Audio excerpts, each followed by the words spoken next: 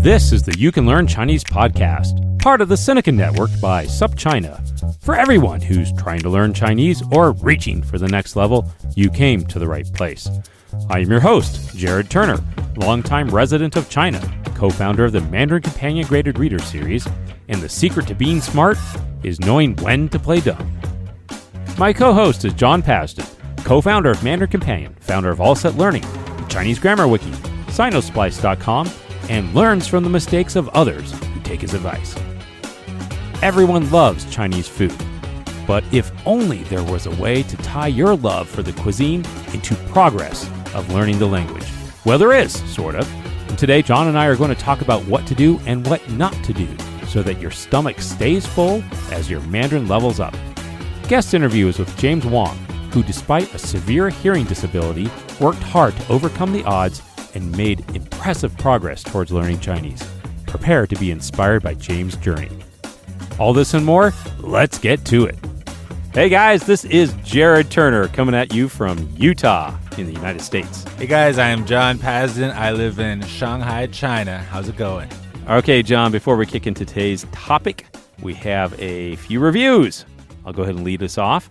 We have a review from Ann Giles. We've answered a number of her questions here. And Anne leaves us this review. She says, I got tears in my eyes when I heard you recommend to your listeners that they learn Chinese surnames. What decency and humanity there is in speaking each other's names. For me, humanity is a signature feature of your podcast.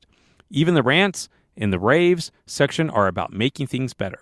Thank you, Jared and John, the man, the myth, the legend, for your kind, comprehensive responsiveness to mine and other listeners' questions.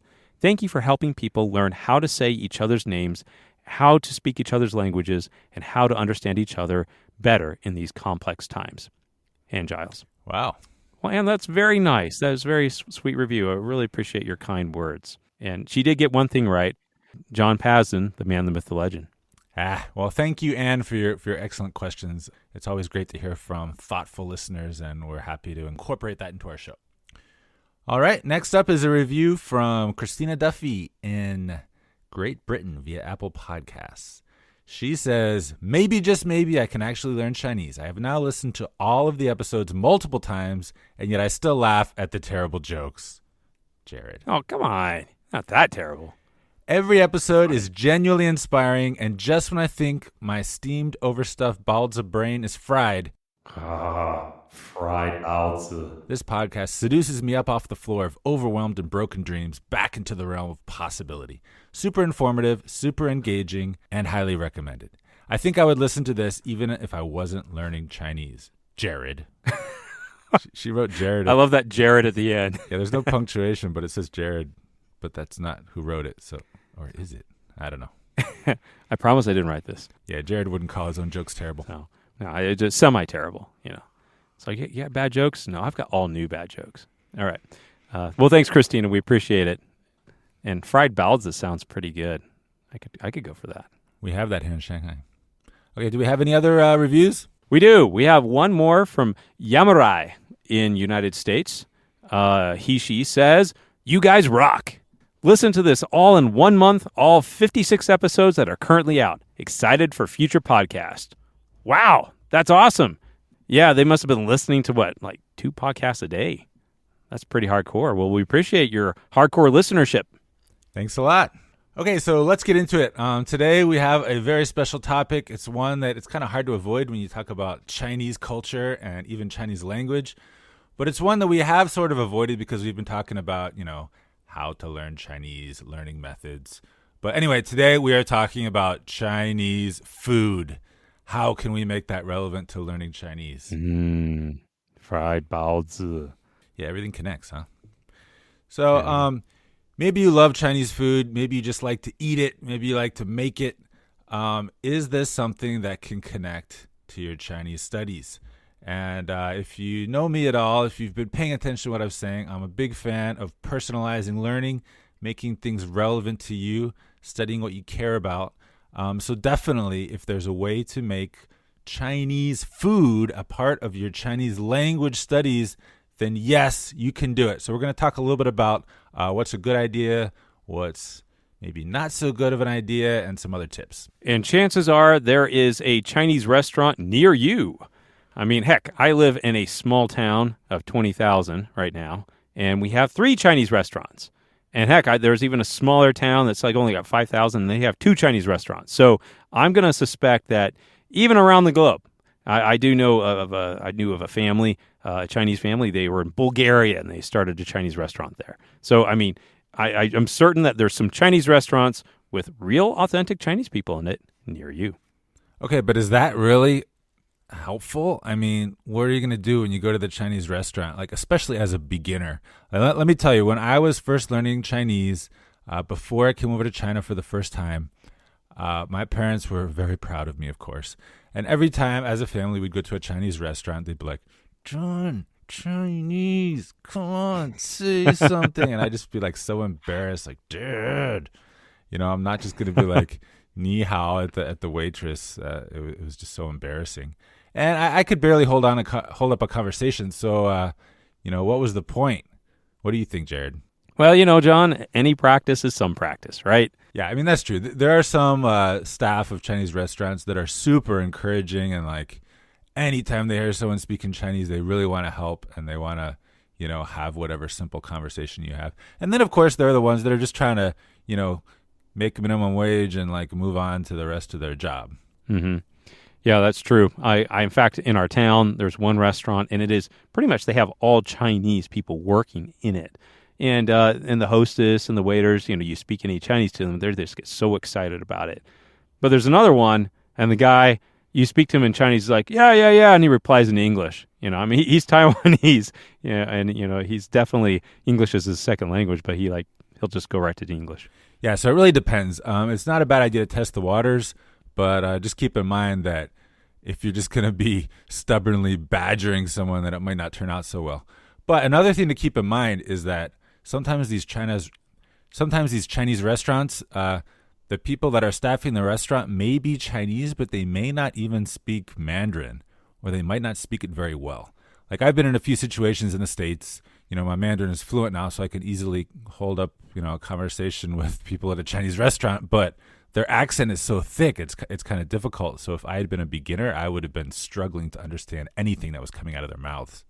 That's a really good point, John. If you go back and listen to episode 43, how to level up your listening skills, we had the interview with Eric Majerus, and he married his wife who's Chinese, and she's from Taishan, and his father-in-law speaks Taishanese. And what was really interesting about his story is that they're like living, I think, in Minnesota, and there's like a little Taishanese community up there, and the other restaurant owners will speak, like Chinese guys speak Taishanese, and they don't really speak standard Mandarin, Putonghua, or if they do, it's like really bad. So you got these little alcoves, these pockets of people that will speak their regional language at times. So it's not a given, right? But you run into that. But then, of course, you also run into a situation where sometimes they don't even speak Chinese at all. Like I remember in one of my restaurants here in our town, it's run by a Taiwanese guy, and they have a couple employees that work there, and they kind of look pseudo-Chinese, but they're actually Filipino, and they don't speak any Chinese at all. So it's kind of a little bit of a fake out. And sometimes I go to them, I'll speak, I might speak some words in Chinese to them, and they're just kind of like, give me the blank stare, and then like repeat the question or something. So you do run into that situation as well. Okay, so to sum up, at Chinese restaurants in your hometown, it's not a bad idea to try out a little Chinese and see how it goes, but just keep in mind it might not go over well. And another thing you can do is when you order, you can maybe try to get them to say the dish in Chinese if you already know that they speak Chinese. Sometimes they're happy to do that, and it could be a fun little bit of extra practice. Okay, so that brings us to the topic of menus, Chinese menus. You can't get away from this one. So, like a common issue that people might encounter when they're going to a Chinese restaurant. Now, first off, if you're not in China, and most people listening are not in China, you're going to get a menu, and it's going to be in English or perhaps your native language, right? So you could just easily order. But if you've ever asked for the Chinese menu, and they hand it over to you, especially if it doesn't have pictures, it's very different than your Chinese class or textbook where they had listed, like, 牛肉, beef, things like that. It's going to be filled with characters and things that you've never seen, and you might see these combinations of things that you might know, but you don't really, together know what the dish is. Maybe you can point out and you can find meat in there. But by and large, you're largely lost. A lot of people are going to be really lost when they're getting a menu that's in Chinese. Right. So this is what I want to explain about Chinese food and Chinese menus. The Chinese menu is largely kind of its own thing. Like if you want to get really good at reading a Chinese menu, you have to really focus on Chinese menu terms, Chinese dish names, characters related to meat and other dishes. It's not something that just kind of naturally carries over from your textbooks or whatever. It's kind of like if you really want to get good at reading the news, well, you can't just read, textbooks and graded readers. You actually have to really start focusing on the news. And in the same way, if you want to be able to read a menu, you really have to learn these different terms and these, these menu words. That's right. You're going to find all sorts of characters and learn many things you wouldn't learn otherwise. Specialty language. But that's okay. And the good thing about this is that a lot of the menus, like especially in China, actually have pictures. Sometimes they have English, but having pictures to go along with those words that you're trying to read, it helps a ton. But the other good thing is that a lot of this vocabulary is kind of modular, like mix and match. Like you have these two character terms that they're not exactly a word. Like if you look them up in the dictionary, you might not find them, but you'll see them appearing again and again in different Chinese menu dish names. So putting some effort into like really learning some of these menu terms, it actually does pay off from restaurant to restaurant and from dish to dish, even within the same restaurant.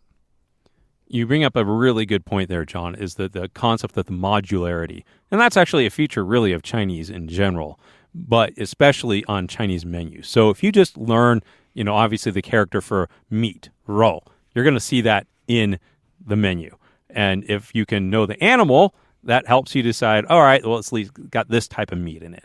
And you're going to find a lot of other characters in there that are maybe vegetables, and there's certain radicals that pertain to plants. So, if you start learning some plant ones, you can, maybe piece together what's in the dish. And really, that's what most Chinese menu items, they're maybe not have like a specific name. It's more of like the name is like a combination of what's in the dish. For example, egg and tomato. All right, that's a fan xie qiao dan, right? That's one of my favorites. It was just egg and tomato. That's it. Yeah, so the dish names are usually pretty descriptive, especially in just the typical, like mom and pop type restaurants, not the fancy ones. Some of the fancy ones get crazy with the dish names, so don't start there. Definitely start with the smaller restaurants that all kind of have the same dishes, because that kind of repetition, or even if they're not exactly the same, they're similar, that's what helps you learn the vocabulary. And I want to share a little story here about some of my own experience. Like I'm kind of a menu master, at least at the everyday level for sure.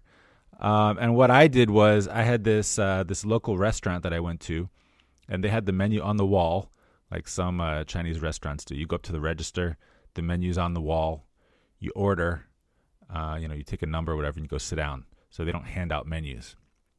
And what I did was I took a digital photo of the menu, and there was no English, no pictures.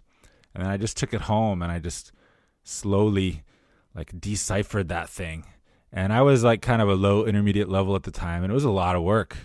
But I eventually figured out what every dish was. Some of them I wasn't totally sure, so I just order them and eat them, and then I know what they are. And at the end, I had a translation of the menu, the characters, the pinyin, and the English. And then I actually gave that translation to the owner of the restaurant, and she was so grateful. And she was able to use that with any foreigners that came in. And then my friends and I would use it. And it was also kind of fun because some of these Chinese dishes, they don't really have a standard translation. Like not every Chinese dish has the, kung pao chicken, like some well-known name, right? So in a lot of cases, I just had to come up with my own names. And that was really fun because it became the restaurant's English menu name for the dishes. So once I did that once, it carried over really well to most other restaurants, unless it was a totally different kind of restaurant. And that really got the ball rolling, and I was able to understand menus a lot better after that. That's a great tactic. And, this is going to be really helpful because there are times when you may go to a Chinese restaurant and they do give you an English menu or your native language menu, but it's like the translations are totally off. I remember one time, my first time in China, my friend, he got the menu and one of the dishes was called Wikipedia. So he was like, what's this? Guess I'll have the Wikipedia, So, they're going to take some of these things and just throw it into Google Translate, and there's going to be some copy and paste errors. Like, I think that's what happened with Wikipedia. I'll have 2 Wikipedias, yes. But, you're going to have some situations like that. So, obviously learning Chinese is definitely going to help you in making sure you really kind of know what you're getting. Oh, and I do want to mention something that some of our more suspicious listeners might be thinking about. Like, have you ever gone to a restaurant and then they don't give you the Chinese menu, they only give you the English menu, and you're just kind of like, are these prices the same? And I just want to say, in my experience, they always are the same. Yeah. Like, they act so suspicious, like, no, don't look at this Chinese. You'll tire out your brain. Like, I'm trying to be super hospitable and give you only the English menu. And it just seems so suspicious, but it's almost never a scam. Yeah. I think that if anyone's doing that, they're putting different prices on the English menu, it's going to come back to bite them because there's going to be someone, right, who speaks Chinese or can read Chinese and knows what's up. I'm like, wait, what's going on here? Has that ever happened to you, Jared? Have you ever felt like you got scammed by different prices on an English menu? Nope, not once. Not once. All right. So, sometimes trusting humankind actually pays off. Now, there's another aspect as well that sometimes, I've talked to people and they're like, oh, yeah, I love Chinese food. I'm like, oh, really? What do you enjoy? Like, orange chicken. That's my favorite. I love that Chinese. And, I love getting the lemon chicken and, sweet and sour sauce, this type of stuff. And you know what? Hey, I got to say, I love that food. It's actually really good. But I sometimes kind of a little cringe, in the back of my mind. But, hey, they haven't lived in China or they haven't been there. And I say, well, that's, not actually authentic Chinese food. You may be eating American Chinese food or European Chinese food or whatever that's like suited to fit your local taste and what the local population expects Chinese food to be. Yeah, so if you do go to China, remember to keep those expectations in check. Like, I've had a few friends come over and they're like, why have we never ordered beef with broccoli? And you can get beef with broccoli, but it's definitely not on the menu of every restaurant. It's not a super common dish. It's something that Americans like. I remember my first time in China, I went to some restaurant and it had some sort of like rice bowl with some chicken or something on it. And they had this little pot and I looked at it and it looked like it was kind of a little light, slightly clear, but syrupy. And it looked kind of like an oranges tint to it. And I'm thinking, oh, hey, great. Sweet and sour sauce.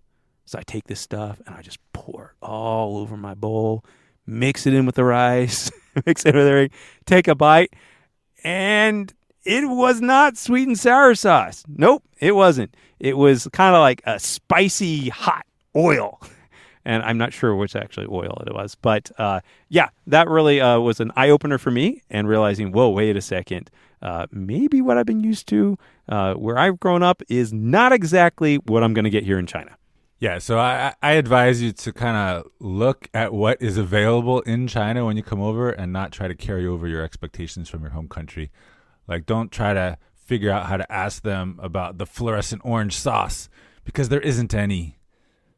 There's just that spicy sauce. But I will say, John, something that is nice, that if you are familiar with Chinese cuisine and you spend a little time in China, you're familiar with some of the dishes, there are times in some restaurants where you can ask for special things in Chinese that may not be on the menu, and they may be able to make them.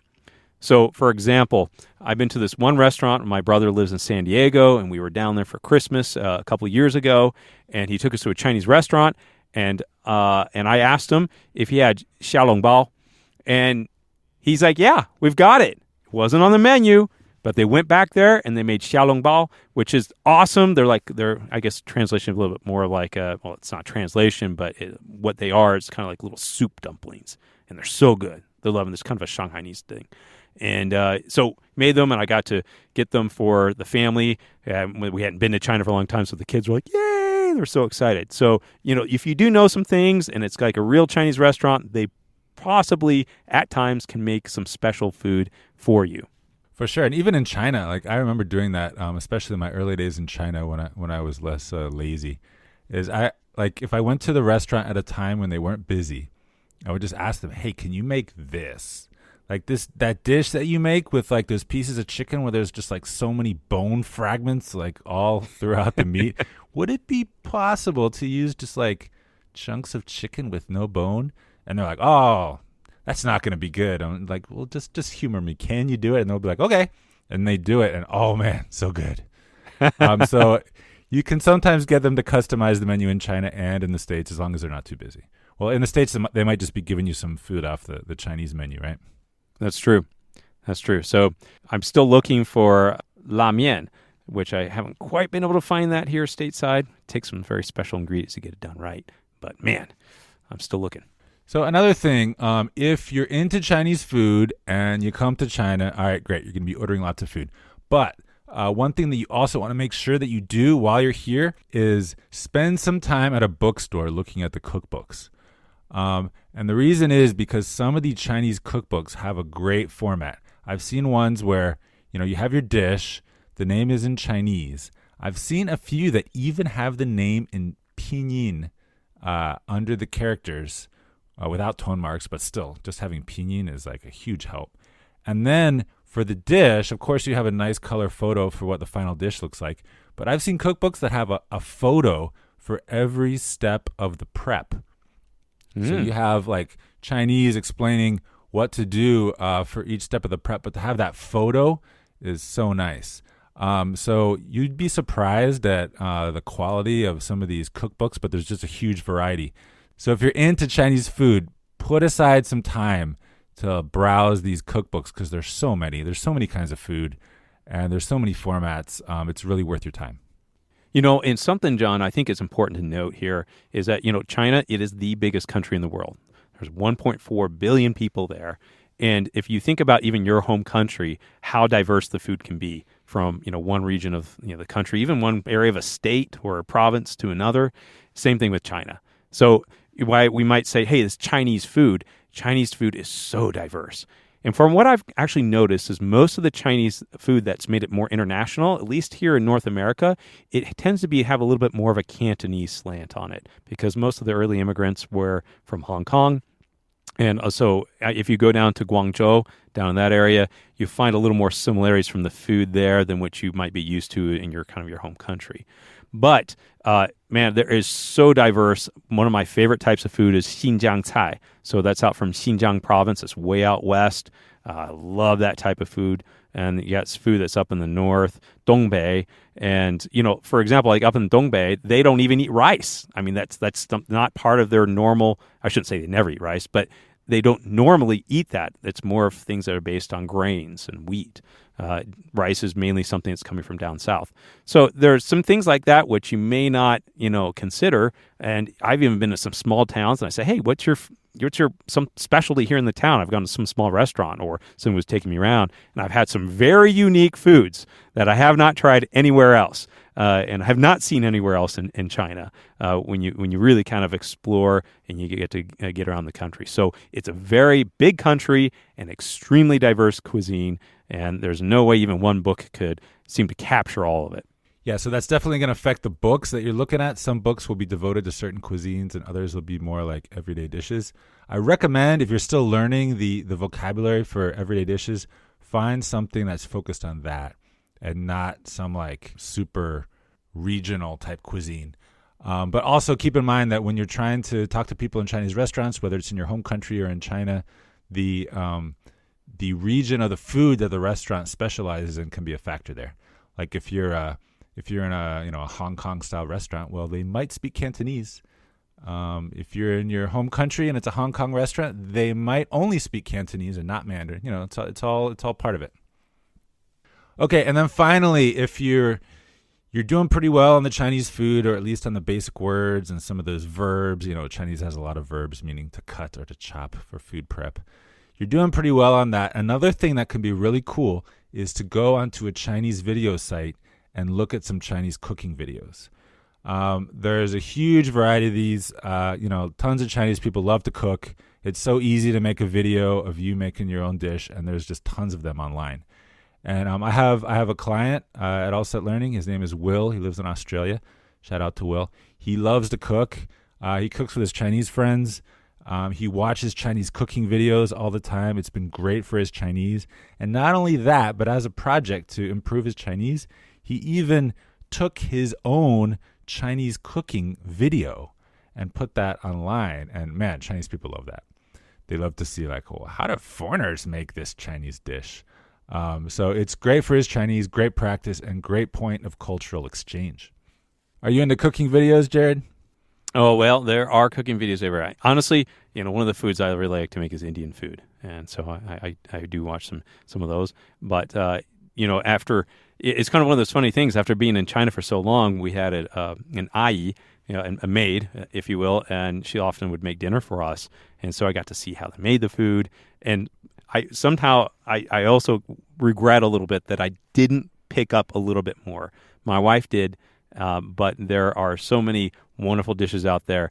And, on a note on this, guys, is that there are so many ways to make a single dish. If you just even think about the different ways to make spaghetti and the different spices that can go into a spaghetti sauce, there's just almost seemingly infinite combinations, or a hamburger, or whatever it is.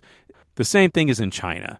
So if you come across something you make, maybe I don't like this so much, well, you might want to give it a try, at a different restaurant, or everyone has their different way of making something. But there is just a wonderful world of one cuisine out there that can be so flavorful and abundant, and we say feng fu, right? A very, very abundant flavors for you.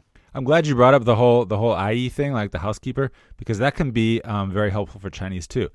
I've had people that hire an IE, and she thinks she's gonna cook, or you might look for IEs that cook, but when they come to your house, you actually get her to teach you to cook.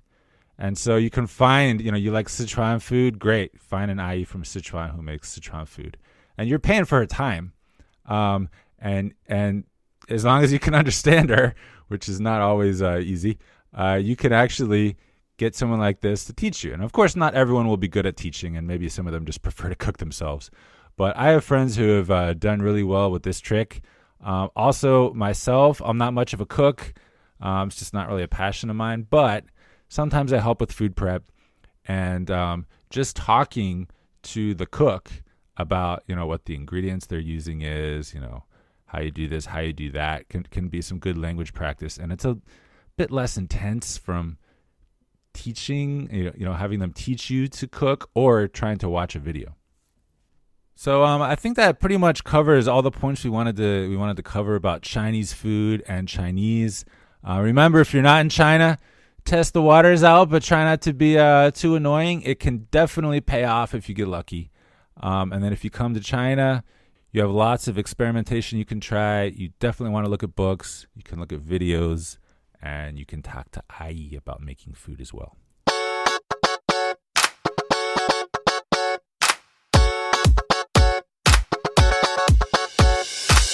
All right, now it's time for a word from our sponsor.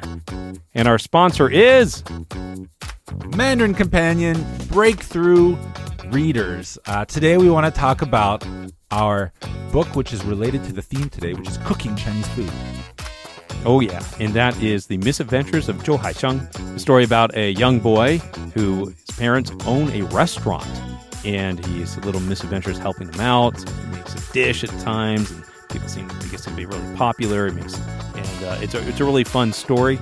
So if you're one of those people that really connects with this whole Chinese food topic, and you're getting close to being able to read a 150-character breakthrough level graded reader, this could be the one for you. It's also broken into 3 short stories, so it makes it even more manageable to get into as a first one. So that's The Misadventures of Zhou Haisheng. You can go out and find it today. You can find it on Amazon, iBooks, Kobo, or wherever you get your books. It's a breakthrough Mandarin Companion graded reader using only 150 basic characters. Go out there and get it today. Let us know how you like it.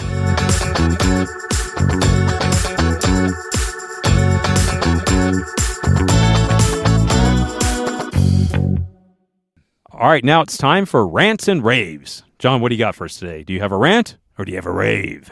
I have a rave today. Actually, I want to link in the show notes to an old blog post of mine. But it's about some of the vegetables that I discovered for the first time, that I really ate very much or maybe just had never eaten before, after coming to China. And the one that I want to talk about specifically today, in English, apparently it's called Keltus. You know what this is, Jared? Keltus? Keltus? Kelp? I don't know. What is that? No. In Chinese, it's wosuan. It's like this green kind of translucent thing that often gets sliced up. You can make it lots of different ways. Anyway, if you click on the show notes, there's a blog post that has pictures and stuff. I love that stuff. It is so good, but I had never had it at all outside of China. And now I just eat it all the time. Well, sounds tasty. All right, Jared, what do you got? Rant or rave? All right, today I have got a rave. And it pertains to our topic today. There is a great YouTube channel out there that I think if anyone's interested in authentic Chinese cooking, you should check it out. It is called Chinese Cooking Demystified. Now, this is a couple. Their names are Steph and Chris. The girl, she is from Guangzhou. They live down in Shenzhen. And Chris, I think he's from America.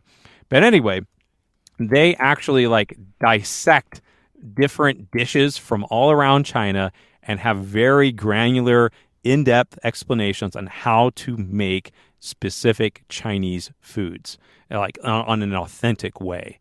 And if you look at it, it's really good. They'll go through even, a big thing about, making the right dish the right authentic way is going to be the ingredients. So they'll even dig into that and acknowledging that most of the people watching are not in China. So they'll talk about, hey, if you can't find this, you can try this, or might be the closest thing. So it's a great walkthrough and a guide on how to make things that are really good. Just to give you an idea, they have some very basic, videos like, Stir Fry 101, or Chinese ingredient guides. They'll even show you how to make oyster sauce from scratch. But they got great things like how to make jian beans, different types of Cantonese black pepper beef. So it's some really good stuff. They even have a video out there on how to make lanzhou la mian, which is, I guess the translation would be stretched noodles. Yes, it takes a very specific ingredient to make them stretch as long as they do. Those are called hand-pulled noodles, Jared. That's what we say in English. I've seen a few hand-pulled, stretched noodles, whatever. But for me, it's always going to be la mian, right? That stuff is the best thing. But this video channel is only about cooking. There's no Chinese words that you're going to learn from it. Is that right? Well, they do say Chinese words. It's all in English, but they do have some of the dish in Chinese characters. So if you are in a Chinese restaurant, maybe if you learn those characters, you might be identified on the menu, or exactly how to say it in Chinese to the waiter, and you might be able to order exactly what you're looking for.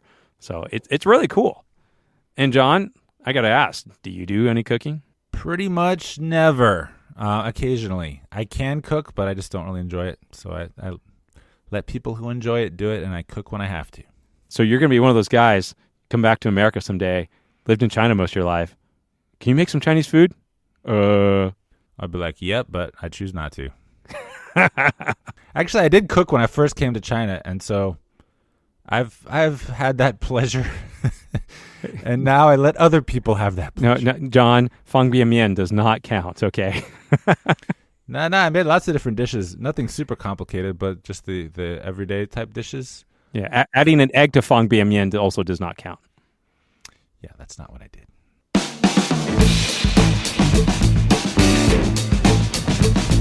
So my name is James Wong. My Chinese name is Huang Rihong. And I've been living in Taiwan for 5 years now and been studying Chinese for about 3 to 4 years. I think one of the reasons you're interviewing me is because I'm actually profoundly deaf. And despite that, I still decided to learn Chinese, which is considered one of the hardest languages even for sort of normal listening people. Why we do not get to choose many of the challenges we face in life. We can choose how we respond to them. James's story reminded me that often the greatest limitations are those we face in our own mind. Stay with us.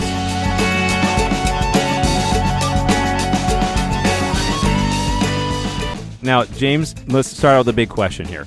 Why did you start learning Chinese? I think one of the reasons for me was a heritage reason. So my dad is actually from Hong Kong. He doesn't speak Mandarin, though. He only speaks Cantonese. But one of the reasons I never actually learned Cantonese either, I grew up purely monolingual, is because of my hearing disability. And so when I was born, I was 3 months premature. So I was born at around 6 or 7 months. So I had a lot of issues with my body, and I was injected with antibiotics, which affected my ears and caused my deafness. So at that point, my parents kind of knew that I had quite a bad hearing loss. To what degree, they didn't know, but obviously it affected my childhood. And they were super concerned that I wouldn't even be able to speak English. Oh, wow. So they were thinking, we're just going to just focus on English. We just want him to have quite a regular life in the normal world. And we're not going to put Cantonese on him. It would be far too much. So just English. James, I actually want to hear about this a little bit. So explain to us, all right, so, most people, I hear, you say I'm deaf. That, my inclination is to think, you can't hear. But obviously we're having this conversation. You're hearing me. So talk a little bit about where you are on that scale. So I guess if you want to put a percentage of my hearing loss, it's maybe on 80 to 90% hearing loss. But I wear hearing aids, which kind of boost the remaining hearing that I do have. So basically, if you are 100% deaf, you have nothing to boost. So hearing aids will do nothing. But if you have a little bit of hearing, you can then amplify that sound to make it 100%. Although it isn't the same as normal hearing, because the human brain obviously works very differently to machines, and human brains are able to pinpoint sounds or focus on things and take away sounds that they don't want to hear. So for example, if I'm in a very noisy environment, everything is amplified. And it's very hard for me just to focus on the person in front of me. Now, luckily, technology has improved over the last 30 years. I'm 32 now, and I've been wearing hearing aids since I was about 2 years old. So luckily, they are improving. AI is able to sort of work out, if you like, what it wants me to hear and what it doesn't want me to hear. But it's by no means perfect. And also, I rely on lip reading, which means I can look at lips and I can work out more what people are trying to say. And it's a lot harder in this day and age when people are wearing masks. I never thought about that. Yeah, it's just completely removing one of the ways that I communicate, if you like. So, especially in Taiwan, where everyone's wearing masks because it's a very Asian thing to do, it makes it even harder for communication in Chinese. But yeah, going back to what you said, the normal sort of deaf stereotype, if you like, is that they can't speak. And usually they rely on sign language. And if they can speak English, it's very, I wouldn't say broken, but it doesn't sound native, if you like. But the reason I didn't go down that route is because my parents wanted me to be in the mainstream world, if you like, not be in the deaf world. And so when I was younger, they attended one of these conferences and they saw a deaf person stand up on stage, much like myself now, and speak to the crowd. And my parents were like, whoa, if she can do it, my son has a chance. And so they kind of pushed me through speech therapy. My mum stayed at home and drilled vocabulary and spoke to me all the time and made sure I was listening. We went to see the doctor, went to support groups, stuff like that. Obviously, all things that I don't remember. But I think my parents went through a lot to make sure that, I could have the life that I'm having now. And I'm pretty sure if I was in the deaf world, which isn't to say is a bad thing at all, it's just a different choice, I definitely wouldn't have worked the jobs that I've done. I definitely wouldn't be in Taiwan, and I most certainly wouldn't be here speaking to you. Wow. That's really interesting and amazing to hear that. But at what point did you start feeling that inclination? Like, hey, I want to start really learning Chinese. When I was 18 years old, I started working as an aerospace engineer for a company called Rolls-Royce. I worked there for a number of years until I kind of realized it wasn't my true passion being an engineer. And I wrote this bucket list.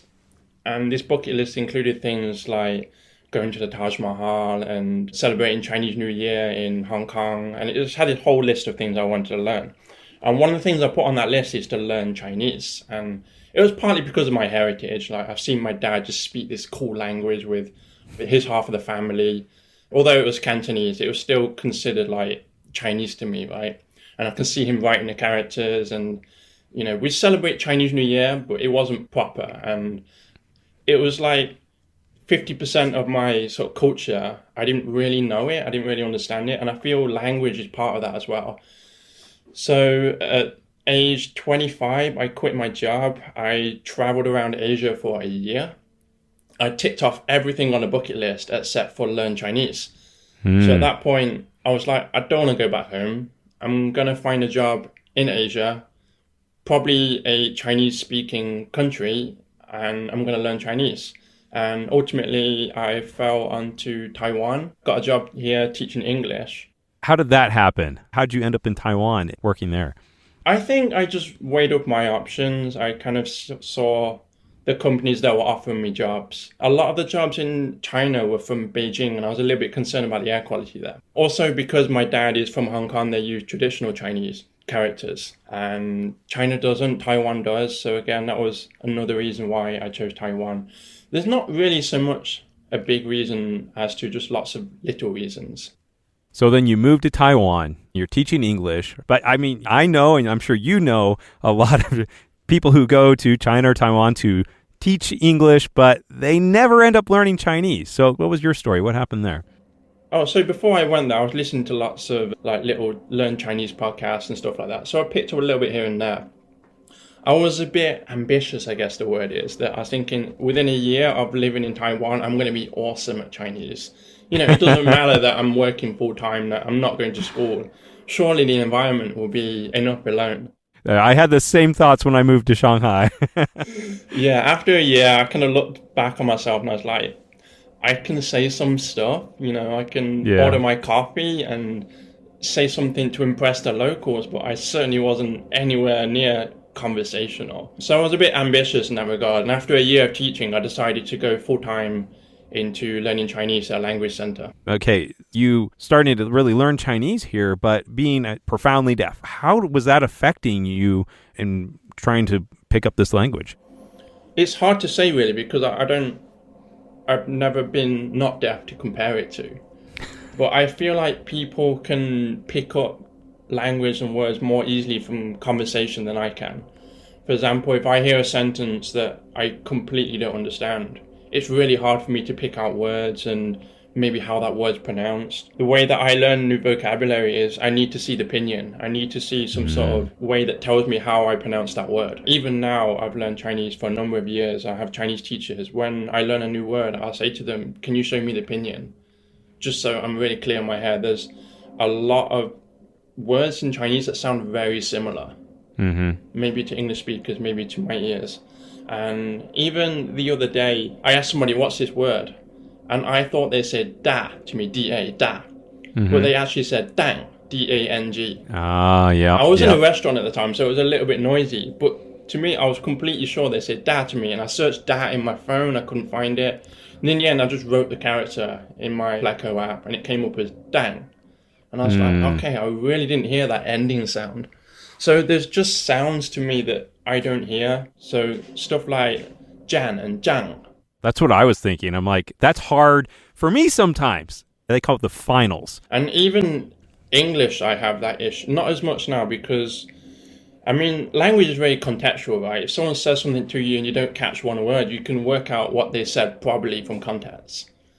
For example, if someone pointed over there and said, pass me the blah blah, and they pointed at a book, they probably said book.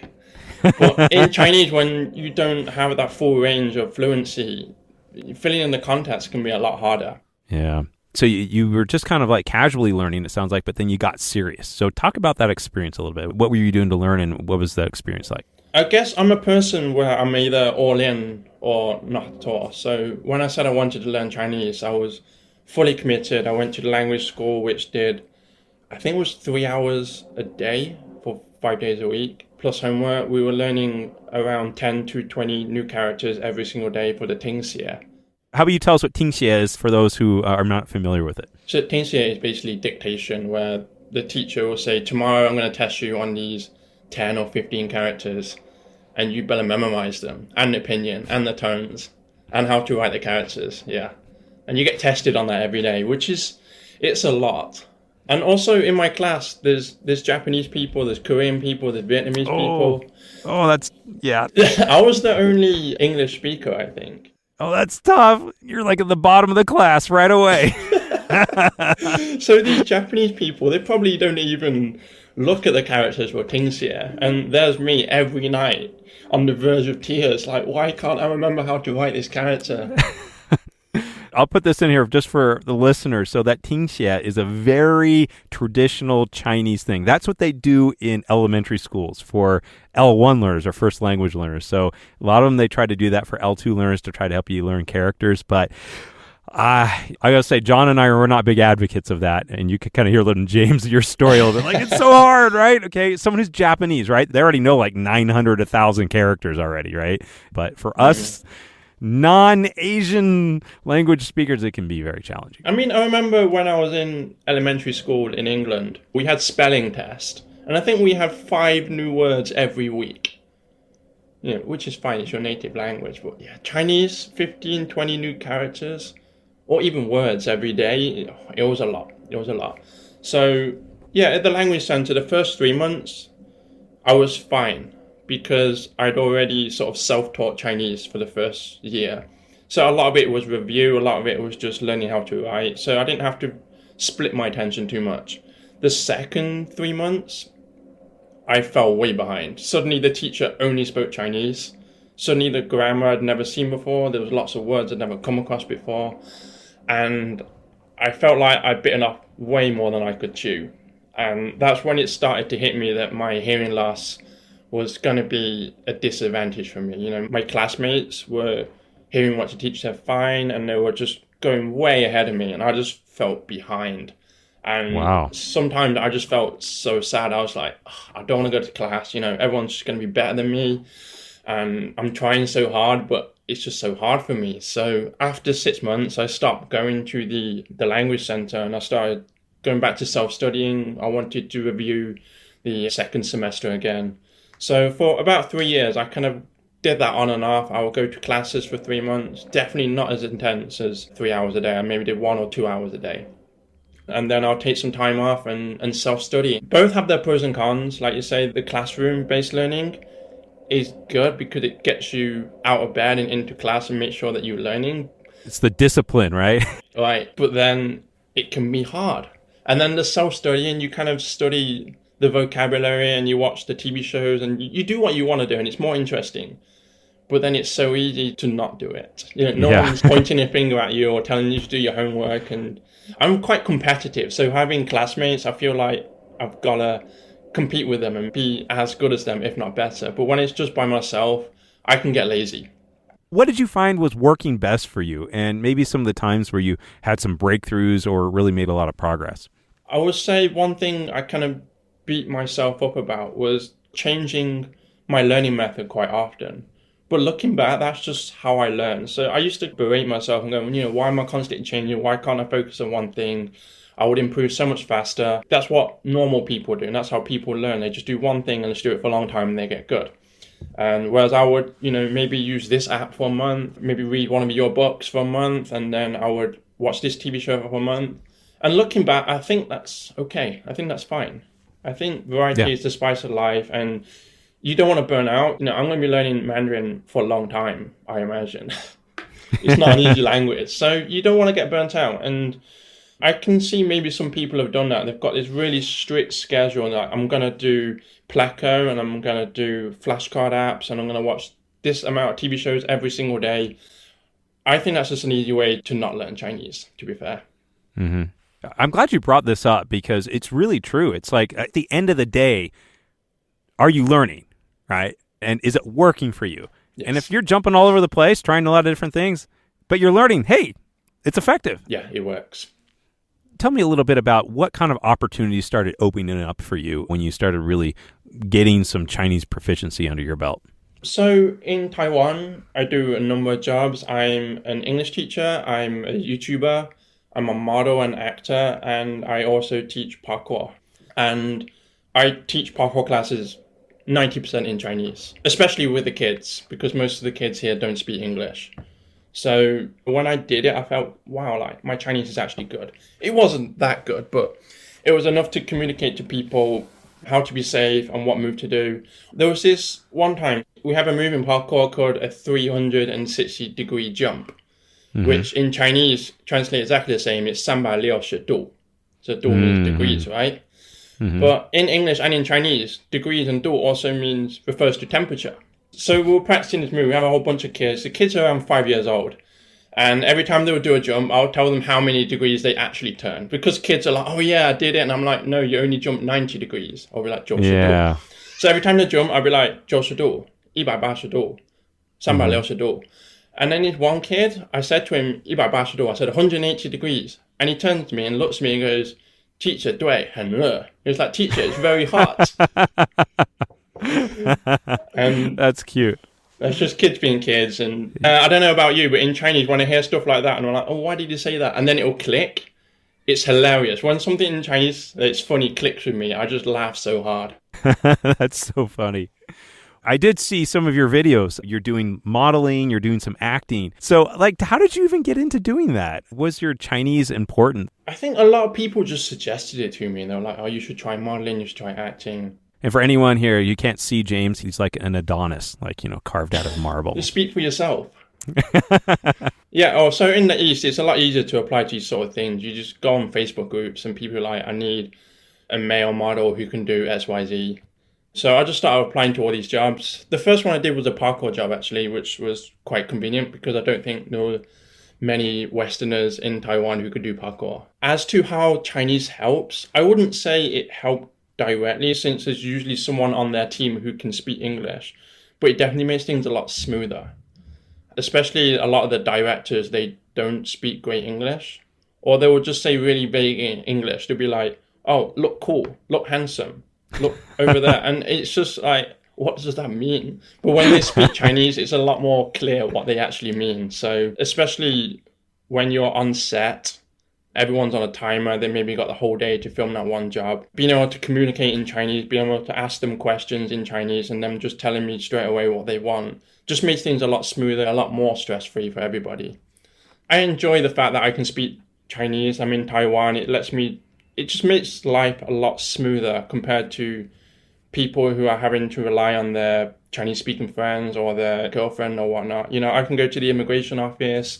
I can go to the bank. Just everyday normal stuff. Life is so much easier when you can speak Chinese. Even at a low level, it helps. So your father, he's from Hong Kong. He speaks Cantonese, right? Now you're learning Mandarin. How has that impacted your relationship with your father or even any of the family members you have on the Hong Kong side? So none of them actually speak Mandarin at all. And I think originally my dad was a bit confused why I wanted to learn a language. And maybe that's quite an Asian thing. It's like, why you want to learn a language? Just work hard and make money and blah, blah, blah. However, one of my plans was to learn Mandarin to sort of maybe B2 level, which is around HSK4. And then I wanted to learn Cantonese. And the reason I wanted to do it in that order is because I feel Mandarin is more standard at the moment. There's a lot more resources, a lot more books, etc. So I did that. And then last year I studied Cantonese on and off for about 9 months. I made a video on this actually. It's actually blowing up in Hong Kong at the moment. It's got around 150,000 views. So I studied Cantonese in secret by myself. I didn't tell my dad. And then at the end of 9 months, I called him up on Skype and I said, I'm going to speak to you in Cantonese. And we had our first ever conversation in Cantonese. And I put it's all on YouTube. Well, tell me about it. What was that like? So my dad moved to England when he was 11 years old. So when you speak to him, you think he's from England. So talking to him, I was just incredibly nervous. Like, it brought me back to when I first learned Mandarin and you're ordering coffee for the first time ever in Chinese. And yeah, it's so nervous, speaking another language. It's one of the hardest things at the beginning. How did your father react when you spoke to him in Cantonese? I think he was shocked. I think he was surprised we were even able to have a conversation. He knows I'm in Taiwan. I don't know anyone here who speaks Cantonese. He had a smile on his face and he was just like, oh, okay. And then he just continued talking with me. And then I asked him, what do you think? And he was like, I genuinely didn't think you'd be able to have any sort of conversation. Here we are. You studied Cantonese, another language which they don't speak in Taiwan, to a sort of basic conversational level. And he was just really happy, I think. How did you feel about that? I felt so relieved. It's one of those things where I'm like, can I actually do this? And I think a lot of people, when they're learning languages, they have these points where they want to give up or they think, this isn't for me. And especially for someone with the hearing loss, like, why do I keep putting myself through these things that require good hearing? And, it's trying to, like, a person who's almost blind trying to learn how to paint art But there's people, I see people who do rock climbing with one arm, or there's that skateboarder guy who's blind and he does like ollies and grinds rails. And I look at these people and I'm like, they wanted it. They didn't see their disability as a reason not to do it. So I thought, I can do the same thing. Why not? You started out the story really about your parents were never sure if you were ever going to be able to really speak English. Exactly. And then for one day, decades later, there you are speaking to your father in Cantonese in his native tongue. I can only imagine what he must have been feeling at that time. I'm sure he's pretty surprised. Asian people don't always express exactly what they're thinking, but you can see it in his eyes. And it's on video, right? So yeah, I'm so happy it's on video because I watch that back every so often and it makes me happy.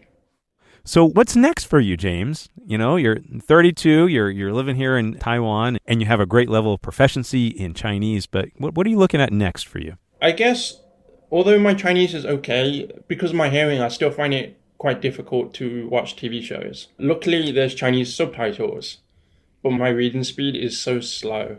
How fast you read in Chinese compared to your native language is worlds apart.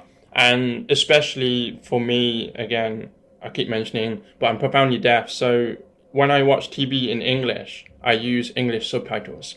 It's just so much easier for me. If I don't have English subtitles, I probably only catch 25% of what's actually been spoken on TV. So my reading speed compared to normal people is way faster in English.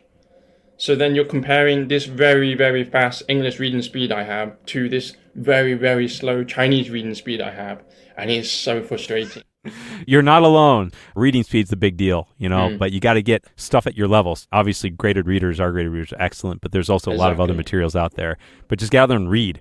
Reading speed is one of the best indicators of fluency. And for you and for anyone listening, I usually recommend a target of about 120 words per minute in English is good. There's not a lot of research on the Chinese side for L2 learners, but I think it would be about the same. So 120 characters a minute would be a decent reading speed. It's not like super fast, but it's good. So right now I'm kind of focusing more on writing because I feel if you can write characters, you can recognize them faster, which leads to a faster reading speed. That's just my theory. Well, it can. You can learn like the little details of the characters. It helps. But you can also get that from reading too, just enough repetition. I feel like in Chinese, it's really important to set goals. So my first Chinese goal was to do the 4 books, the 4 semesters of learning Chinese here, which I did. And then recently I was on a Taiwanese TV show speaking only Chinese. Wow. Tell us about that. So the topic of the TV show was foreigners in Taiwan doing sort of special jobs. So I was on there because I was teaching parkour in Taiwan, which is unheard of, probably in most of the world, to be honest, not just Taiwan. It's quite special. Yeah, I think so. And so one of my goals for a while was to go on one of these TV shows speaking Chinese because I felt like if I was able to do that, then my Chinese has hit a level where it's good enough to be on national TV, right? Mm-hmm. So when I got the offer and I was like, yeah, I want to do it. But they tell you like 2 days before they want to shoot. Oh, no. They don't give you a lot of time. One guy on the show, he got told that day, I think. Wow. Well, thanks for the prior notice. Yeah, right. So they tell you, we want you to talk about this. Can you write up a summary of what you want to speak about, send it to us, and then we'll pick out the bits that we want you to talk about. So I arrived at the studio at 7 p.m., I think it was. It was quite late. And the annoying thing was I felt this like a sore throat coming on. Oh, no. And I was like, oh, no, I'm going to get sick. And then they told me the shooting got delayed till 9 p.m. So then I was like feeling sick, a little bit tired, obviously very, very nervous. And I walked into like the makeup room, I guess it's called, and there was maybe like 20 or 30 foreigners there, all speaking Chinese to each other, just having conversations. Because we're all from different countries, right? There's people who don't speak English, there's people who don't speak Japanese and whatnot. So Chinese is the communal language, if you like. Wow. So all these foreigners just speaking awesome Chinese to each other, joking, laughing. I'm like, oh, my Chinese isn't good enough. Why am I here? I don't belong. And I saw this guy, and I don't know if you know the band called Transition. So one of the guys from the band was there. Oh, great. And I just looked at him and I said, hey, you're the guy from that band, right? And he's like, yeah, I'm the drummer. My name's Josh, blah, blah, blah. And he was also from England. So I just had a quiet conversation with him. And I was like, what do I do if they say something to me and I don't understand? Like, how is it going to work and blah, blah, blah. Because the people who were doing the show didn't really explain too much about what was going on. They were super busy. So he managed to calm my nerves a little bit. And, you get on the show, you've got this chair, they give you a name badge with your name, they got your photo, how long you've been in Taiwan. And so they asked me about teaching parkour in Taiwan, what parkour is. They showed my videos, everyone clapped. They understood me, and I was really happy with that. There was one time where the host asked me a question, and I was like, what? And they asked me something like, can people of all ages do parkour? And I didn't really catch what she said. And the guy sitting next to me basically repeated what they said. And, they can edit it, right? You watch the show, it looks like I understood them perfectly. Of course you did. Yeah. So it wasn't perfect. And the next day, I completely lost my voice. Oh, wow. I was pretty sick. But I was happy I did it, and I was happy I hit one of my goals. So I think for anyone who's listening, you need goals in Chinese. Finish this book, speak to this person, like... When I was learning Cantonese, speaking to my dad was the ultimate goal, right? That's what keeps you going. That's what keeps you learning whatever you're learning. James, if you could go back and you could do anything differently, what would you do differently? I would have learned another language first. I feel like from an English speaker straight into Chinese, there are a lot of things that just don't translate. And again, you said in one of your previous podcasts about 你吃饱了没? Or 我先走了. Those sort of things that don't translate directly. And to start off with, that really bugged me. And my brain was really having a hard time going, well, why can't I say that? In English, we'll say this place is busy, right? Which means there's a lot of people. In Chinese, you can't say this. You can't say 这个地方很忙. It doesn't translate. People can be busy, but places can't be busy. 很热闹. You could say it's like noisy or... Yeah. So that really bugged me to start off with, and I feel like that kind of slowed me down because I was so fixated on why certain things wouldn't work in Chinese and why I couldn't just directly translate from English. So I feel like if I'd learned, maybe not even to a good level, but I just like had a basic understanding of other languages, for example, like you said, Spanish. I feel like I would have learned that a little bit easier, and it would have helped me understand other languages don't work the same as English, and there are nuances and there's just different things that happen in languages, so that when eventually I did learn Chinese, it would be a smoother transition for me. I think what you're getting at, it's that concept of learning how to learn a language, right? Yeah, exactly. Well, James, I think that is amazing. I really appreciate you sharing the story. It's just really inspiring. And at the end of the day, you can learn Chinese. You definitely can. You have been listening to the You Can Learn Chinese podcast. Help us spread the word by sharing this with your friends, classmates, teachers, cousins, builder, quilter, kicker, swimmer, sprinter, climber, and that one gal named Shanna. You can subscribe on iTunes or wherever you get your podcasts. And please write us a review so we know how we're doing. You can find us on Facebook and at mandarincompanion.com.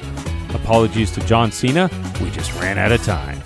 The You Can Learn Chinese podcast is produced by myself, Jared Turner, and our editor is Kaiser Kuo at SupChina, and our interview editor is James Harper with Filter Productions.